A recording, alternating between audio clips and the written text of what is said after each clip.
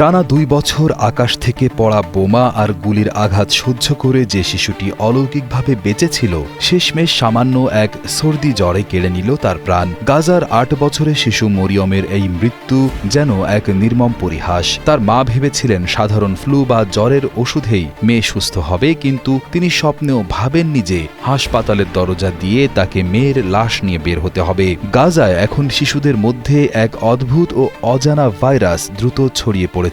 দিনের পর দিন খাবার ও ত্রাণ না পাওয়ায় সেখানকার মানুষের শরীরের রোগ প্রতিরোধ ক্ষমতা বা ভেতরের শক্তি একদম কমে গেছে। তার ওপর ইসরায়েলি হামলায় হাসপাতালগুলো ধ্বংস হয়ে যাওয়ায় ডাক্তারদের হাতে এখন এই ভাইরাস চেনার যন্ত্রপাতি কিংবা চিকিৎসার ঔষধ কিছুই নেই। মরিয়মের যখন প্রচণ্ড শ্বাসকষ্ট শুরু হয়, ডাক্তাররা তাকে অক্সিজেনের বাইরে আর কিছুই দিতে পারেননি। মরিয়মের পরিবারের আক্ষেপ, ২ বছরের ভয়ঙ্কর যুদ্ধ ও বোমা তার ক্ষতি করতে পারেনি, অথচ এই ছোট্ট ভাইরাস তাকে শেষ করে দিল।